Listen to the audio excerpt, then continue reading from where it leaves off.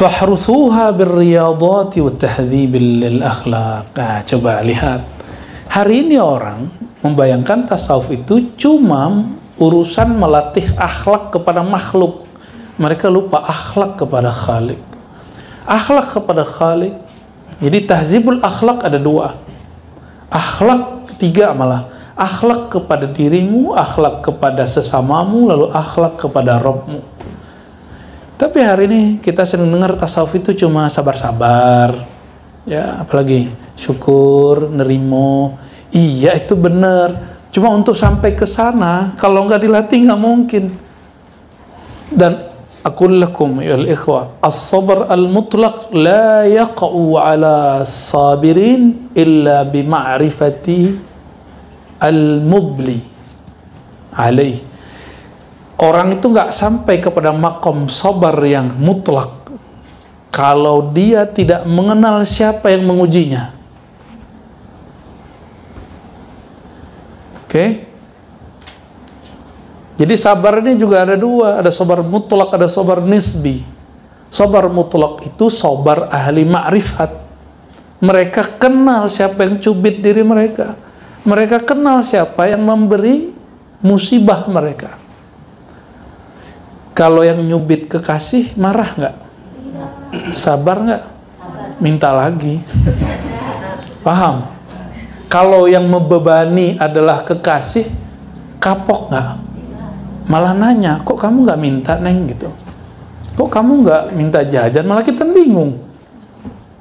Itu contoh bahwa sang kekasih tidak merasa dibebani oleh kekasihnya. Adakah zat yang lebih sayang kepada kita daripada Allah Subhanahu wa ta'ala? Allah pernah ngeluh nggak sama antum semua? Kita kan yang suka ngeluh sama Allah. Ya. Allah pernah khianat nggak beberin rahasia antum? Kita yang nuduh Allah. Kita yang nuduh Allah berkhianat, padahal kita yang berkhianat. Ya. Jadi tahzib itu artinya menata akhlak. Apa arti tahzib? Menata. Tahzib itu juga berarti meringkas. Maka yang tepat di sini adalah menata akhlak. Sanggupkah menanam sendiri, berlatih sendiri? Sanggupkah menata sendiri? Berarti wajib punya mursyid. Kalau antum sanggup silakan coba aja sendiri. Coba sendiri kalau nggak percaya. Cobain sendiri, ya. Baca kitab mah gampang, diuji coba. Ngaji mah gampang, ya, setengah jam, 1 jam, rasanya 1 menit, 2 menit. Coba duduk zikiran setengah jam. Kesemutan, dari tadi nggak kesemutan kan? Lupa nih, baru ingat kesemutannya. Ya. Nah, kan nggak mungkin seseorang itu dapat berakhlak kepada Allah kalau dia tidak mengenal Allah. Mengenal Allah mulai yang basic, kenal nama, kenal af'al, perbuatan, kenal sifat, baru kenal zat. Makanya ada kitab Al-Maqsad Al-Asna, ini saya belum sempat mohon maaf kepada teman komunitas kita di Jerman. Kajian kitabnya gantung. Al-Maqsad Al-Asna yang kajian Zoom belum saya lanjutkan lagi. Mungkin nanti kita lanjutkan lagi. Kalau ada yang punya teman di sana, sampaikan maaf saya ke teman-teman kita di Jerman, ya. Kitab Al-Maqsad Al-Asna. Itu kitab sudah mau selesai itu syarahnya. Tinggal dikit lagi namanya, nama-nama Allah. Nah, di situ Imam Ghazali memberikan 2 rumus. Ada nama yang untuk ta'alluq, untuk mengaitkan, menggantungkan hati kepadanya. Nggak boleh ditiru nama itu. Contohnya Allah. Nama Allah nggak boleh ditiru. Ini menurut Imam Ghazali. Ya, kita beda dikit. Ada tambahan, kan ada syarahnya. Ya, kan boleh beda antar zaman. Sebelum beliau juga belum banyak yang menjelaskan ta'alluq dan takhalluq. Beliau juga beda dengan guru sebelumnya. Beda di situ bukan lit tadad, itu lit tanawwu', bukan bentrok, tapi menunjukkan dinamika pengalaman. Kalau beliau kan nggak boleh katanya bertakhalluq billah, itu nggak boleh. Berakhlak dengan nama Allah nggak boleh katanya. Itu menurut Imam Ghazali.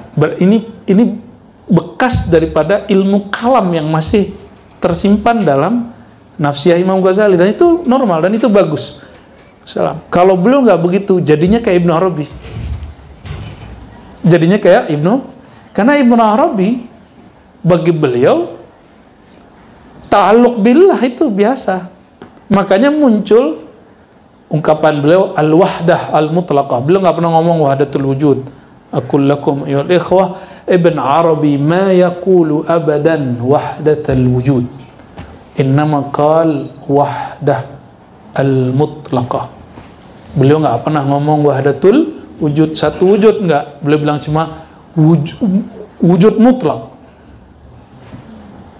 Wujud, karena wahdatul wujud bukan mustalah beliau, tapi istilah yang dikeluarkan oleh imam setelahnya, yaitu Ibnu Sab'in. Siapa nama imamnya?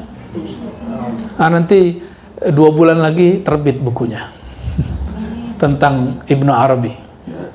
Dulu tulisan waktu saya masih S1, tapi kita kembangin. Nanti ada sanad hadisnya, ada sanad mazhabnya, ada sanad. Cuma itu sudah diplagiasi banyak orang, tapi mereka nggak bilang itu dulu dari tulisan kita. Tapi nggak apa-apa, ilmunya kan bukan ilmu saya. Kalau ada orang plagiasi, itu plagiasi, dia ambil tapi dia nggak ngaku ngambil dari buku kita. Ya nggak apa-apa ya. Kita lagi ngamalin ilmunya Imam Syafi'i. Ya, Imam Syafi'i mengatakan, jika aku mengajarkan satu ilmu, maka janganlah aku berharap ilmu ini tidak dinisbatkan kepadaku. Assalamualaikum. Ya. Marhaban. Ya. Oke. At-tahzib lil akhlaq. Jadi beliau mengajarkan apa? Ta'alluq. Ta'alluq, kata Imam Ghazali, takhalluq. Ya. Tapi alasan beliau kuat. Ternyata ini mengikuti pola Imam Al-Baihaqi, bahwa ada sifat zati, nama zatiyah, ada nama fi'liyah. Apalah itu? Aneh, coba dimiringin ini, miringin ya. Nama Allah. Ini ma'rifatul asma ya. Belajar nama-nama Allah ya. Di dalam Al-Qur'an banyak sekali ayat menyebutkan, di surat Toha misalnya, Allahu la ilaha illahu lahul asma'ul husna ya, walillahil asma'ul husna fad'uhu biha. Banyak sekali ayatnya. Ada mawjud wala ghair mawjud. Oke. Anggap aja ngaji lagi, kuliah. Bismillahirrahmanirrahim. Jadi mengenal nama, tulis bahasa Arab, bahasa Indonesia? Hazak kif.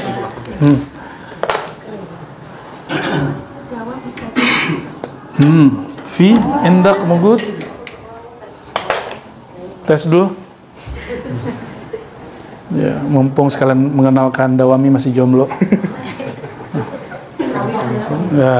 Ya sudah. Ya sudah, catat. Mengenal nama Allah itu ada 3 pembagian jenis nama. Satu, nama zatiyah, nama zat. Nama apa? Nama zat. Bagi Imam Ghazali, Allah itu nama zat. Allah gitu. Oleh karenanya dalam thariqat guru saya di Sumatera yang diambil dari Jabal Abi Kubais Mekah, membaca nama Allah Ismul Jalalah, Allah itu disebut Ismul Zat, nama zat. Namun secara uslub Al-Asmaul Husna lebih tepat disebut Ismul Jalalah, nama keagungan. Fi mungkin? Mafi? Baik. Ism apa? Isim zat. Isim zat ya. Ini versi Imam Baihaqi dan Imam Al-Ghazali. Ternyata sebelumnya atau sezaman dengan Baihaqi barangkali ada Abdul Qahir Al-Baghdadi, pengarang kitab Usuluddin ya, yang beliaulah yang mengatakan bahwa Rabb-hu itu bagian dari nama Allah ya. Jadi kalau yang nggak tahu, revisi aja, malunya apa sih merevisi Emang semua kita bakal benar terus? Nggak juga. Emang kita nggak pernah salah? Nggak mungkin juga. Emang semua kitab kita baca kan? Nggak juga. Apalagi saya, ya. Yang kedua, asma fi'liyah, nama fi'il. Nama fi'il.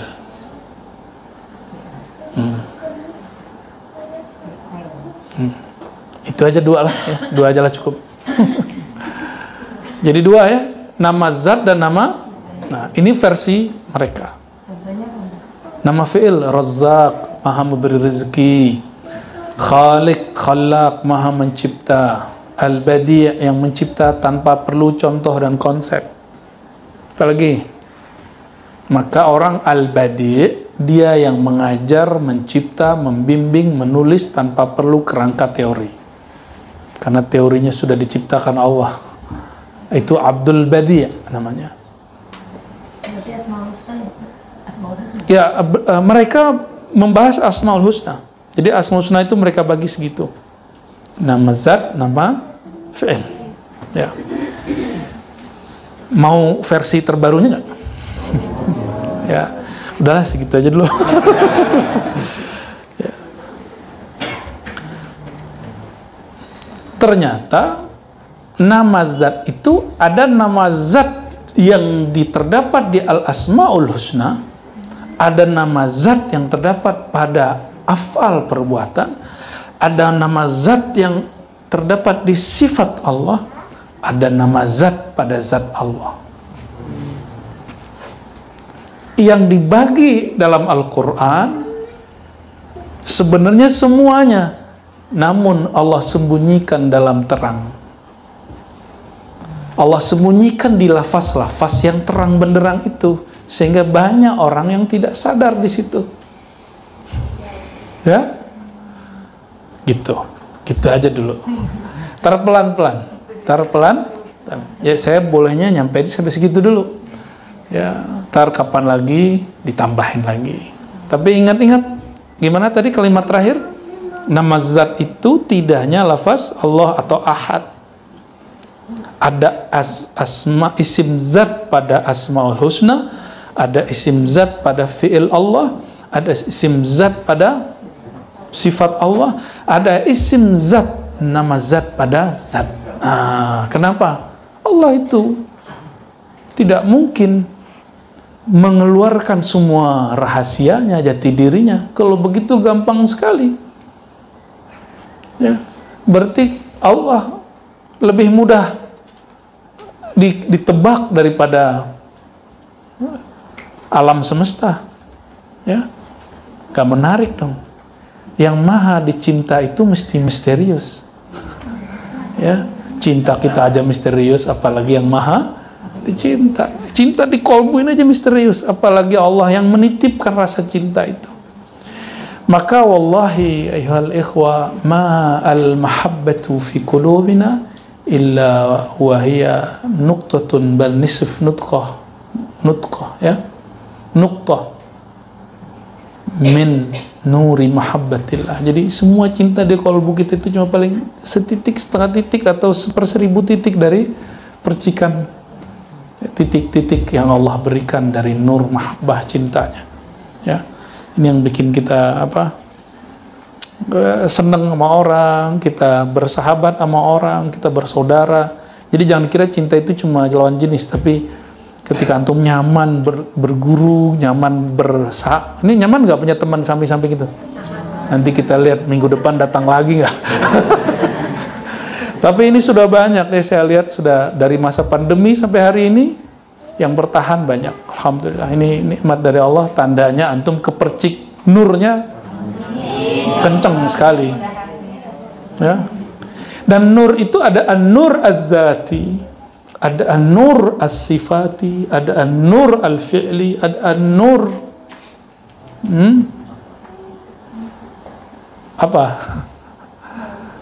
al-ulwi. Nur al-ulwi kita sebut Asmaul Husna. Khalas. Ya, tapi kan beres. Maka yang disebut al-ismul a'zam, yang dikira orang ismul a'zam itu apa gitu ya. Ya, ini ada yang dikira orang awam, ada yang dicapai para salik, ada yang dicapai para ahli ma'rifat. Beda-beda lah. Ya mungkin mereka mengobral Ismul Azam, nama agung. Nama agung ini bahaya loh. Kalau saya berdoa dengan nama itu, saya ngomong apa, itu sama kayak kun, langsung fayakun, langsung jadi dia. Itu disebut Al-Ismul Azam. Mungkin ada Wahmi ini baca, bagi dia itu Ismul Azam. Lafaznya. Kan di dalam lafaz ada yang dilafazkan, ada huruf yang dikatakan, ada sir yang disimpan.